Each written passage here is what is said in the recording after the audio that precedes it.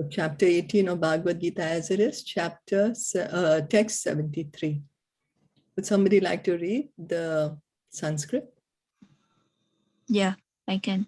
Okay. Arjun uvacha nashto mohasmritirlabdha tvat maya achyuta stitosmi gata sandeha karishye vachanam tava.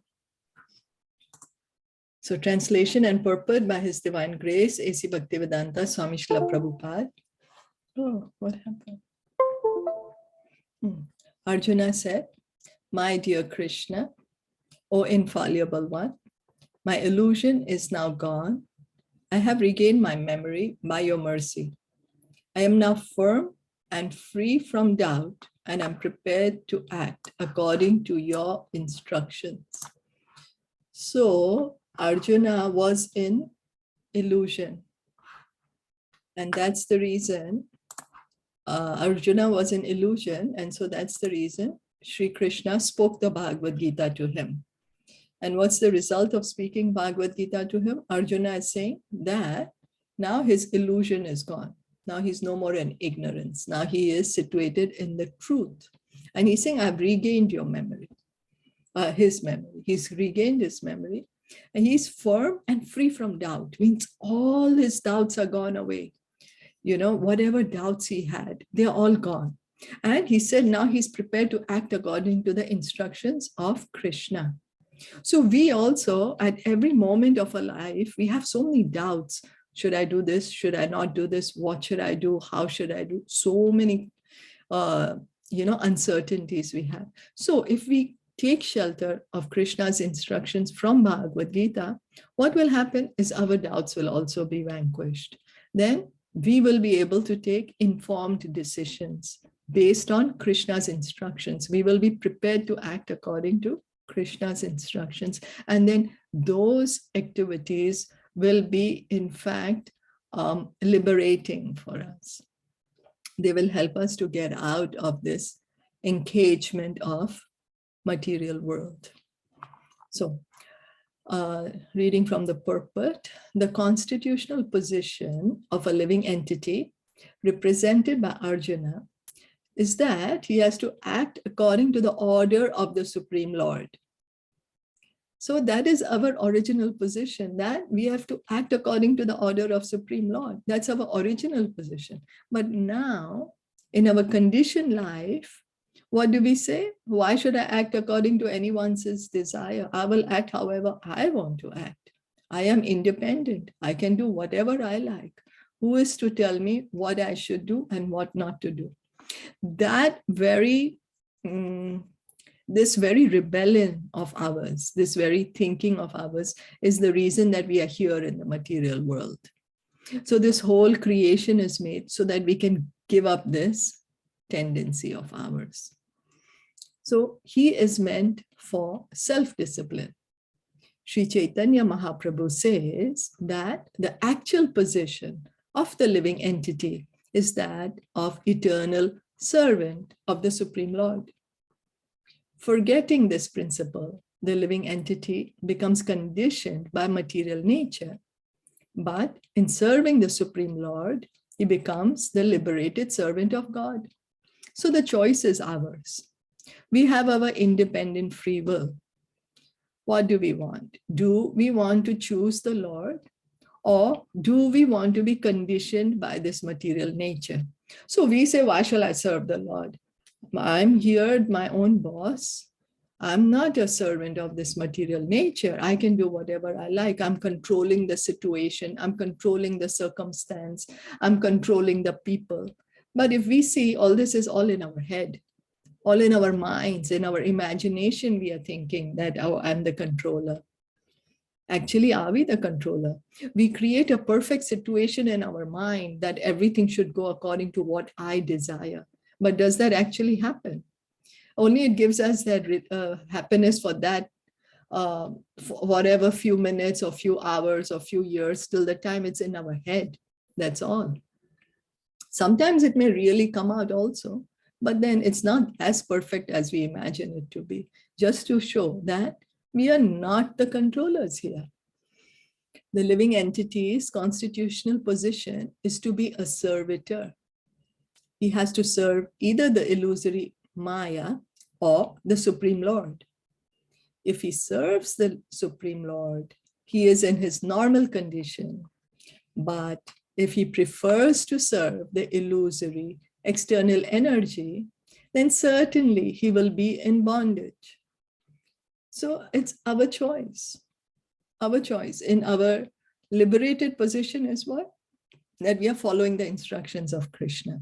And that's the reason then we don't need to be here in the material world. We can be in Golok Vrindavan with him, happily enjoying, engaging in his pastimes. But because we say, why is he the hero always? I want to be the hero or the heroine. It should be me. The whole movie should be written about me.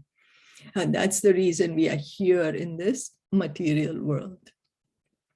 And we think we are the hero or the heroine. That is what is the illusion all about. That is Maya's function. She makes us think that. But if we just analyze a bit, just takes a little bit of intelligence to analyze, to try to understand our real position. Are we really the controllers? Are we really the hero or the heroine? Or what's happening? Or are we just pushed here and there by the modes of material nature? So in illusion, the living entity is serving in this material world. He's bound by his lust and desires, yet he thinks of himself as the master of the world. This is called illusion. You know, we have so many desires and one desire after another. One is not fulfilled, we have another 100 desires already. And all those desires are based on that I want to continue living in this material world. I want to enjoy as much as I can over here. I want to control as much as I can. And I want to own as much as I can. And that is illusion. That's because of our, the base envy of Krishna, that we all want to compete with him. Why should I listen to him? I can be the Lord myself. When a person is liberated, his illusion is over, and he voluntarily surrenders unto the Supreme to act according to his desires. So what does liberation mean? What does it mean? It means that we are willing to act according to the instruction of Krishna. Oh, we are coming to understand, oh, I'm not really the owner. I'm not really the controller or the enjoyer. You know, there's someone who's superior than me.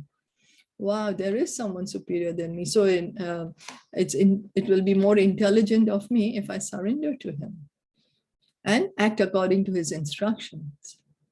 The last illusion, the last snare of Maya to trap the living entity is the proposition that he's God. The living entity thinks that he's no longer a conditioned soul, but God. You know, so we hear that so many times. People will say, right now I'm not God, I've forgotten, but after I give up this body, I will become God again.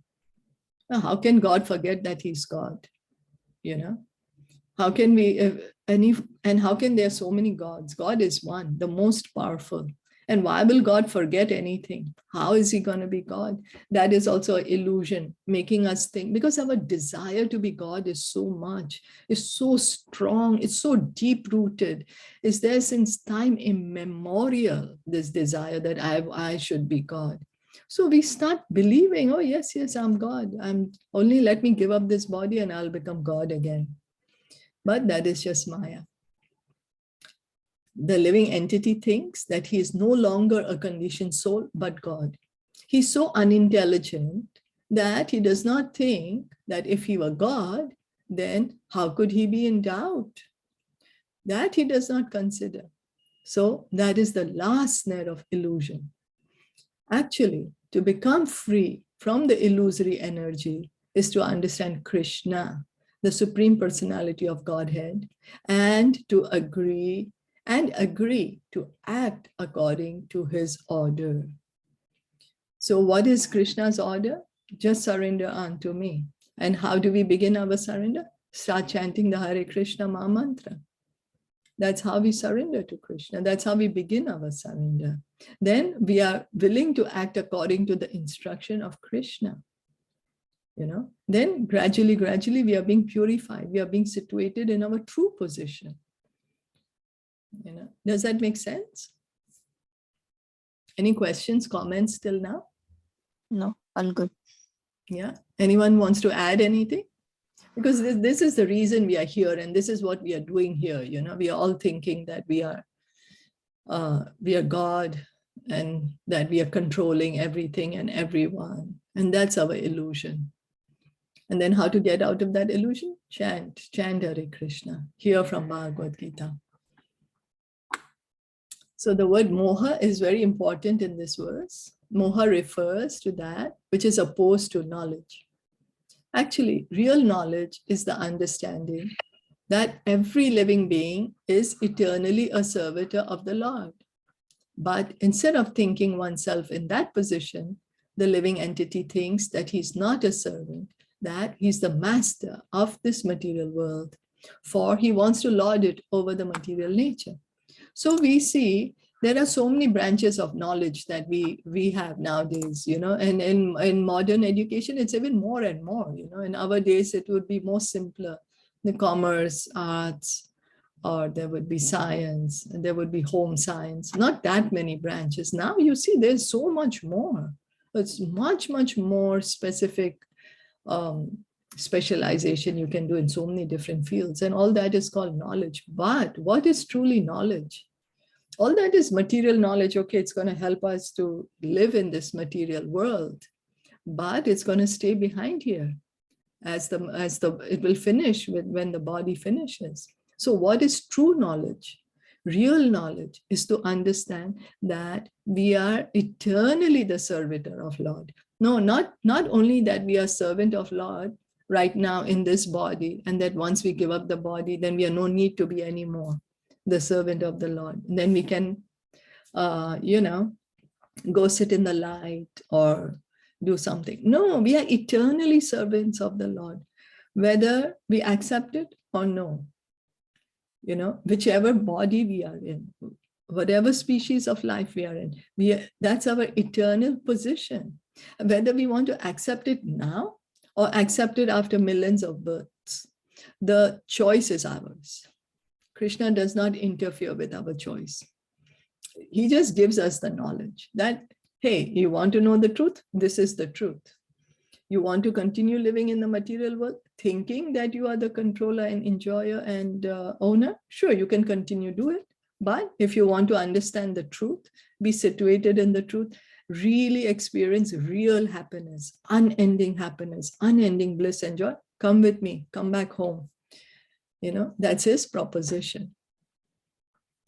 So that is his illusion. The illusion can be overcome by the mercy of the Lord or by the mercy of a pure devotee. When that illusion is over, one agrees to act in Krishna consciousness. Krishna consciousness is acting according to Krishna's order. A conditioned soul, illusioned by the external energy of matter, does not know that the Supreme Lord is the master who is full of knowledge and who is the proprietor of everything. So what we are thinking right now, that I am the master, each of us is thinking that. Each of us thinks we are the owners of the whole universe, that we are the master of the whole universe and everything should go according to whatever I desire. And we think that this is what each of us is thinking. But we don't realize that it's actually the Supreme Lord, that Krishna is the owner of everything. He's the one who's controlling everyone. And whatever he desires, he can bestow upon his devotees. He's the friend of everyone, and he is especially inclined to his devotee. So Krishna, he's totally independent. Nobody can force him to do anything. But he is always favorable. Well, he's not partial, but because the devotees always want to be with Krishna, Krishna also always wants to be with the devotees. He's the controller of this material nature and of all living entities. He is also the controller of inexhaustible time, and he is full of all opulences and all potencies. So you see, we think we are the controller of material nature. We think we are controlling all the living entities. That's our desire, that everyone should listen to me. Whatever I say, that is the ultimate. That's what everything should do. And we also think that we can control time. We think that, but actually who's the controller of time is Krishna. He made that one night when he was having Adi-Lila with the gopis, he made the time extend to one day of Brahma. So all these yugas, the 4 yugas, Treta Yuga, Satya Yuga, Dwapar, and Kali Yuga, 1,000 times. We can't do that. All these things we think in our mind. In our mind, we think, yes, I can control time. Yes, I can control the world. Yes, I can control everyone else. That is our illusion. And Krishna, he's full of all opulences and all potencies. All opulences, all the wealth of the world, all the fame, all the strength, all the energies, they belong to Krishna. And what do we think? In our mind, we think it all belongs to me. It's mine. And each of us thinks that all this belongs to me. The Supreme Personality of Godhead can even give himself to the devotee. One who does not know him is under the spell of illusion. He does not become a devotee, but a servitor of Maya. So we are trying to compete with Krishna. But if we just try to understand him, we will get the greatest thing. What will we get? We will get Krishna's association. Because it said here that he gives himself to his devotee. Krishna can give himself to the devotee. But then what more could we ask? We are trying to get so many things here in the material world. The more we get, we try, but it doesn't give us that satisfaction. It doesn't give us that happiness that we are looking for. So we keep jumping from one desire to another, one thing to another, one circumstance to another. But it doesn't fulfill our hearts. Why? Because actually we are all searching for Krishna. That's our true original position. Arjuna, however, after hearing Bhagavad Gita from the Supreme Personality of Godhead, became free from all illusion. He could understand that Krishna was not only his friend, but the Supreme Personality of Godhead. So Arjuna, he was in ignorance. Well, Arjuna can never be ignorant because he's a pure devotee of Krishna. But he was put into ignorance by Krishna so that the Bhagavad Gita could be spoken for our benefit, so that we can take instructions from Bhagavad Gita. So then what happens? Arjuna's illusion is gone by after hearing Bhagavad Gita. Similarly, if we regularly take shelter of Bhagavad Gita, actually study it, hear from it every day, our illusion will go. What will we understand? We will understand that Krishna is my best friend. I am here suffering in this material world from one situation to another, from one circumstance, from one body to another. But actually, Krishna is my best friend and he's the Supreme Lord. So why am I wasting time here? And he understood Krishna factually. Arjuna understood Krishna factually, means in truth, not believing something, not maybe, not imagining something, but factually, as he is. So to study Bhagavad Gita is to understand Krishna factually. When a person is in full knowledge, he naturally surrenders to Krishna. So we want to surrender to Krishna, we start, chant the Hare Krishna mantra, hear regularly from Bhagavad Gita, from Srimad Bhagavatam. We will be situated in knowledge. And as a result of the knowledge, we will naturally surrender to Krishna. We see somebody great, we automatically bow down to them because we see, oh, wow, he's so great, Oh, wow, automatically it comes. So we have to educate ourselves. We have to try and get this knowledge. We are trying to get so much knowledge of so many other things. Whole day we are trying to get knowledge of technology nowadays because it helps us in our daily life. or so much other knowledge. So we should try to get this knowledge also, because human life is very rare and it's very short. Time will be gone before we know it. When Arjuna understood that it was Krishna's plan to reduce the unnecessary increase of population, he agreed to fight according to Krishna's desire. He again took up his weapons, his arrows and bow, to fight under the order of the Supreme Personality of Godhead. So after hearing the Bhagavad Gita, Arjuna was willing to act as an instrument of Krishna. He agreed to act according to Krishna's desire. That's what we should do. Become an instrument in the hands of Krishna. Otherwise, we are instruments. We just think we are doers. But we are right now being instruments in the hands of Maya. And Maya is also being controlled by Krishna. Just because we say, Krishna, I don't want to know you. So he puts this covering, this agent Maya in between. But actually it is him. But so if we just change our desire, okay, yes, Krishna, instead of being controlled by your agent Maya, I would rather be directly controlled by you. Control I have to be, that's my position. So I'd rather be controlled by you. I want to be your instrument. Then Krishna will use us as his good instrument. It just depends on our desire. We just need to purify our desire. And how to purify the desire?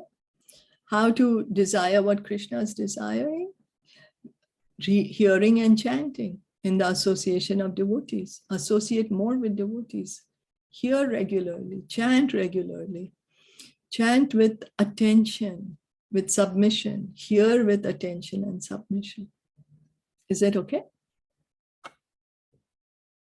Yes. Any questions or comments or any clarifications or anything? Good. No? Okay. Text 74. Would somebody like to read that?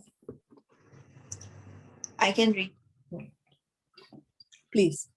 Sanjay Uvacha. Ityaham Vasudevasya Parthasya cha Mahatmanah Samvada Mimamam Shrosham Adbhutam Romaharshanam. Sanjaya said, thus I have heard the conversation of two great souls, Krishna and Arjuna. And so wonderful is that message that my hair is standing on end.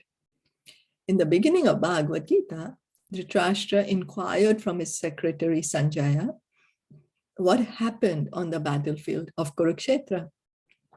The entire study was related to the heart of Sanjaya by the grace of his spiritual master Vyas. So in the beginning, we see that Bhagavad Gita opens with Dhritarashtra's question to Sanjaya. He's asking that, oh, my sons and the sons of Pandu have assembled on the battlefield, and what did they do? So because Dhritarashtra is blind, he couldn't go to the battlefield, but he wanted to know what's happening there. And so Sanjaya, his secretary, got this divine vision by Sanjaya's guru, Vyasadeva. Now, like how we are sitting far away from each other, different countries even, but we can see each other. So like that, Vyasadeva gave him that special vision by which he could see. He didn't need a computer or a mobile for that. It's just through this mystic powers. He does explain the theme of the battlefield. The conversation was wonderful because such an important conversation between two great souls had never taken place before and would not take place again. So we can see there's so many conversations between two people or even more people. And then we'll say, oh, what happened? What happened? What were they talking about? What did he say to her? And what did she say to him? Or whatever. What did they say to them? So there's so many conversations happening. But are those conversations so wonderful that the hair will stand on end, that our illusion will be gone, our ignorance will be finished? Or are those conversations that we are so interested to hear, in fact, gonna increase our lust, greed, anger, false ego, pride, and illusion? So we have to see what conversation are we taking interest in. Here, this conversation is between Krishna and Arjuna. It was wonderful because the Supreme Personality of Godhead was speaking about himself and his energies to the living entity Arjuna, a great devotee of the Lord. So we are so interested, oh, what did he say? What did she say? But here God is speaking himself, and we don't take much interest in it. Oh, whatever, I'll read it later. I'll try to understand it later. Other conversation, we want to know, we want to analyze the situation, we want to dissect, we want to critically think about it. But this is the conversation that we should put our full attention in, So if we follow in the footsteps of Arjuna to understand Krishna, then our life will be happy and successful. So if we try to understand Krishna, it's not that it's going to benefit others. We are going to benefit our own self. For our own self-benefit, we should try to do that. Sanjay realized this. And as he began to understand it, he related the conversation to Dhritarashtra. Now it is concluded that wherever there's Krishna and Arjuna, there is victory. That wherever there is the devotee and wherever there's Krishna, there cannot be any failure. It's always going to be victory because God is there himself. And devotee is there. Krishna always protects his devotee. He never lets his devotee fail, Any questions, comments? Anything? No. So text 75. व्यासप्रसादात् श्रुत्वानेतत् गुह्यम् अहमं परं योगं योगेश्वरात् कृष्णात् साक्षात् कथयत स्वयम्. By the mercy of Vyas, I have heard these most confidential talks directly from the master of all mysticism, Krishna, who was speaking personally to Arjuna. So Sanjaya is saying this.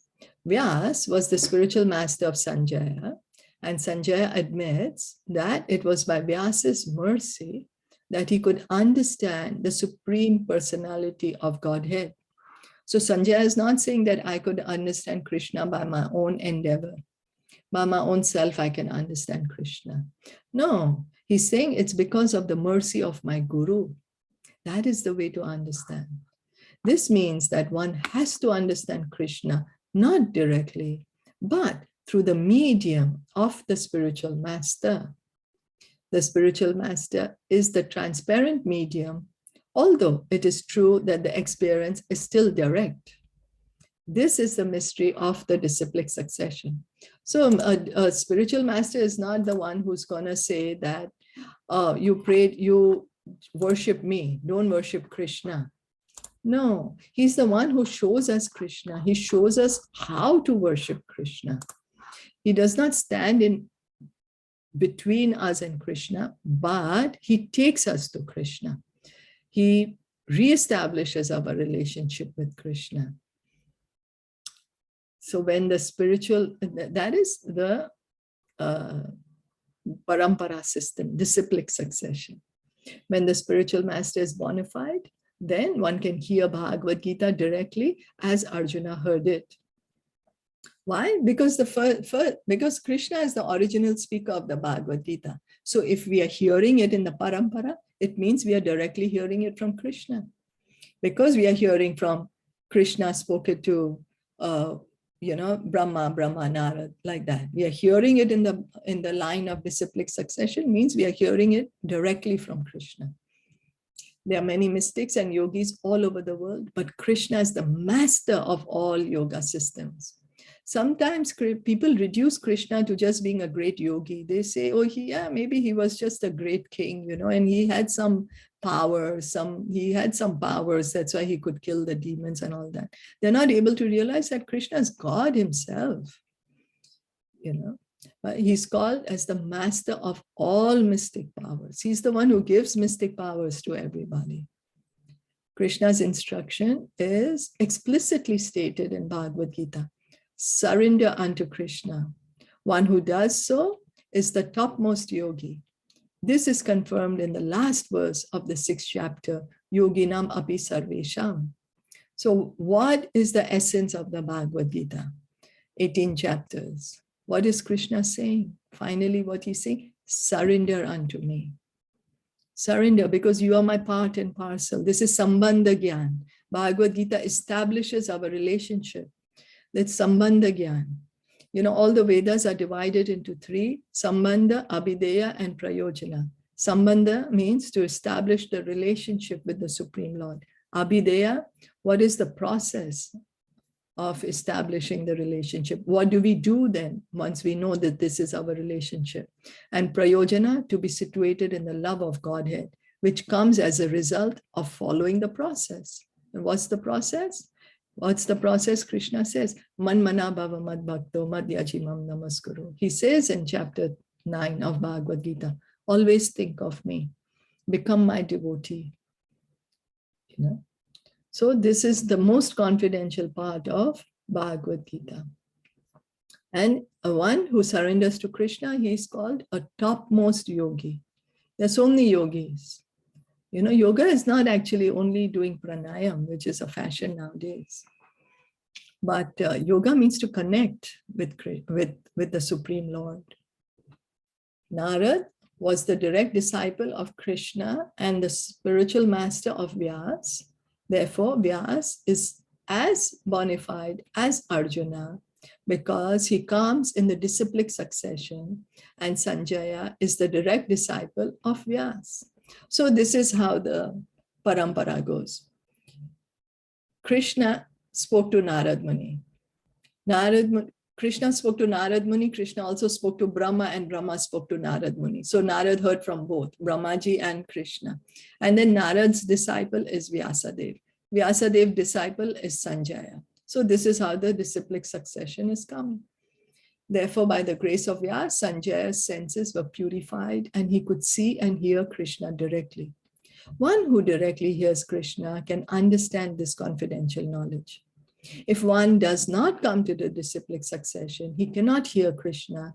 Therefore, his knowledge is always imperfect, at least as far as understanding Bhagavad Gita is concerned.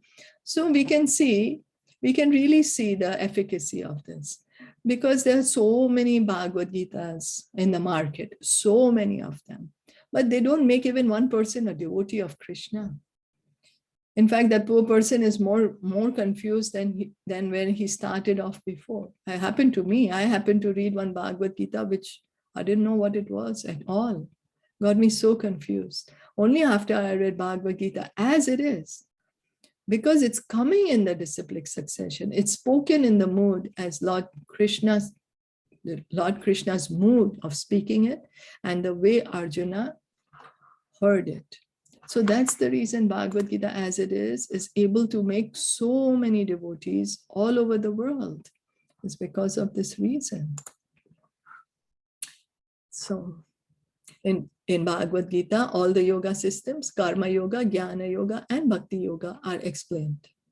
So Krishna explains Karma Yoga, that whatever you do it and you offer the result to me. That's Karma Yoga.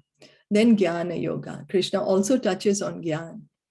You know, he speaks about knowledge, how the difference between the matter and the body and the soul. And Bhakti Yoga are explained. Bhakti, Krishna says that man mana bhava mad bhakto, you know, always think of me, become my devotee. So Krishna is the master of all such mysticism. It is to be understood, however, that as Arjuna was fortunate enough to understand Krishna directly, so by the grace of Vyas, Sanjaya was also able to hear Krishna directly. Actually, there is no difference between hearing directly from Krishna and hearing directly from Krishna via a bona fide spiritual master like Vyas. So these teachings that we are hearing is from Krishna directly, because we are hearing it in the disciplic succession. So we should take up these instructions with firm faith, free from all doubt. We should take this up. Give up other distractions of that. I want to go to the Gyan path, or I want to go to the yoga meditation path. No, we should just have firm faith in the path of bhakti. that I will get all perfection by just following Krishna's instructions, because Krishna is saying that. He's saying, surrender unto me and I will free you from all sinful reactions. So instead of doubting, we can put Krishna to test. We can say, Krishna, you yourself said it, that if I surrender to you, you will save me from all sinful reactions. So this is what I'm doing. So now it's up to you. And we can see Krishna never fails. That's why he's called infallible. So the spiritual master is the representative of Vyasadeva also. Therefore, according to the Vedic system, on the birthday of the spiritual master, the disciples conduct the ceremony called Vyasa Puja. So Vyasadeva, the spiritual master, he's a representative of Vyasadeva. So that is a custom, all the Vaishnavas, on the appearance day of the spiritual master, they will have Vyasa Puja. So Vyasa Puja is that they are glorifying not only their own spiritual master, but the whole parampara. Means they are glorifying Krishna. You know, it's not the impersonalist way of the Guru Purnima, not impersonalist. No, it's very personal, and glorifying the Guru and glorifying the whole parampara and glorifying Krishna. Is that okay?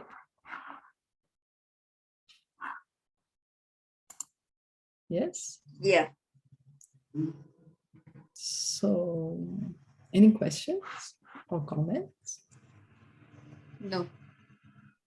So we won't be able to let's just read this one verse. It's text 76. Would you like to read it? Yeah. Rajan. Sorry, I have one question. You just said that the impersonal form of Guru Purnima. So can you explain that? Like, what is that? Because then they feel that, oh, the Guru is also impersonal. You know, everybody is one. You, me, everybody is one. So it's not like that.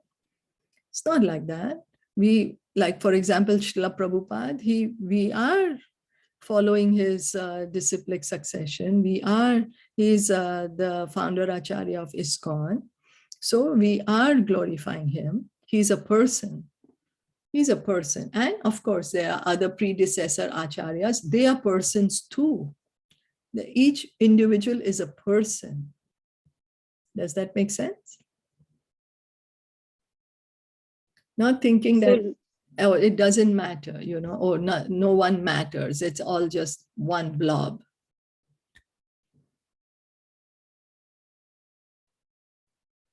Okay. Yeah.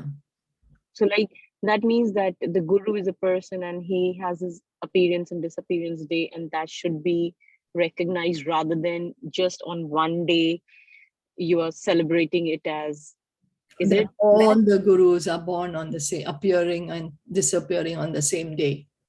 Oh, okay. Okay. Yeah, it's not that they're all appearing and disappearing on the same day. They each have their own appearance and disappearance days. So when they come appearing or disappearance, we glorify them. And in that way, we are glorifying the whole disciplic succession, and we are glorifying Krishna. Okay. Yeah. Thank you. Got it. Thank you. Thank you. Thank you. So you want to read this one? Text Yeah. 76. I can read. Neva, you want to read? No, Bhabhi, I can't read. Okay. Sorry. Okay. Rajan sansmrutya samvada mimam adbhutam Keshava Arjunayo punyam rushyami cha muhurmuhu. O King, as I repeatedly recall this wondrous and holy dialogue between Krishna and Arjuna, I take pleasure being thrilled at every moment. So Sanjay has been thrilled when he's hearing the conversation about Arjuna and Krishna. Do we feel thrilled when we are hearing gossip? Those are also conversation. Oh, this one said to that one this, and this one said that. And how does our heart feel then? What emotions are coming? Do they give us emotions of bliss and happiness and thrill, or do they encourage in us emotions of anger or emotions of pride or of lust, you know? So we have to see. We have to see, oh, why hearing from Bhagavad Gita is making me feel so good? Because it's transcendental, it's spiritual. And we are spirit souls. The understanding of Bhagavad Gita is so transcendental that anyone who becomes conversant with the topics of Arjuna and Krishna becomes righteous, and he cannot forget such talks. This is the transcendental position of spiritual life. In other words, one who hears the Gita from the right source, directly from Krishna, attains full Krishna consciousness. The result of Krishna consciousness is that one becomes increasingly enlightened and he enjoys life with a thrill, not only for some time, but at every moment. You see, we all want to enjoy life. We all want to enjoy life to the thrill, but only we do not understand of how to do it. We are looking for it in the wrong place, in mundane material things. But the more we get Krishna conscious, the more we will actually feel bliss. We will feel peaceful. We'll feel peaceful. And with that peaceful, we'll experience the happiness. You know, the only thing we have to do is regularly, continuously hear and chant Hare Krishna. So, shall we read this one? 77? Okay. Okay. Taccha sansmritya rupam adyadbhutam Hare vismayo me mahan rajan nrishyami cha punah punah. O King, as I remember the wonderful form of Lord Krishna, I am struck with wonder more and more, and I rejoice again and again. It appears that Sanjaya also, by the grace of Vyas, could see the universal form Krishna exhibited to Arjuna. So it is, of course, said that Lord Krishna had never exhibited such a form before. It was exhibited to Arjuna only. Yet, some great devotees could also see the universal form of Krishna when it was shown to Arjuna, and Vyas was one of them. He's one of the great devotees of the Lord, and he's considered to be a powerful incarnation of Krishna. Vyas disclosed this to his disciple Sanjaya, who remembered that wonderful form of Krishna exhibited to Arjuna and enjoyed it repeatedly. So Sanjaya was able to see the universal form by the mercy of his guru, Srila Vyasadeva. Srila Vyasadeva was fit to see the universal form of Krishna. He is an incarnation of Krishna. So he was able to see it. And by his mercy, Sanjaya could see it also. And he is feeling happy. He's rejoicing. He's more and more. He's struck with wonder. You know, we see so many things, so many wonderful things. Oh, wow. We say, oh, wow. And here, Sanjaya is feeling wonder at seeing the wonderful universal form. You know, I don't know if you all have the experience that you all feel so wonder and connected to Krishna at the same time, like related to Krishna, feeling so wonderful.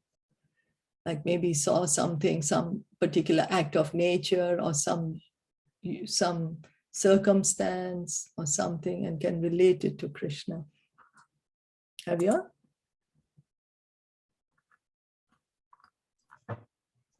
No? Yeah. Yeah? Yeah. You have experienced it? Yeah, many times. Whenever you are in, what do you say? Whenever you are in a position which you cannot control, the one thing that comes to your mind is like, hey, Bhagavan. So true. Krishna, yeah. And whenever you see the beautiful nature, if you are that much risen to that level, then you can connect it with Krishna. Like Krishna has created such a beautiful world, such beautiful earth and all beautiful flowers. Even when you see a butterfly, there are so many different colors in the butterflies. So true. Yeah. So true. Yes, thank you. Even when you see a pomegranate, like how it is created. Oh, yes. Yeah. Yes, sure. Yes. It cannot be created by, it can be sold human by human, but it cannot be created by human. It is created by nature only, by God only. So and once you break it, it's gone. You cannot refix it in the same position. Oh yeah, so true. So Yeah. true. No matter we can manufacture, I don't know what kind of glue, but yeah. But you will not be able to reposition it in the same way.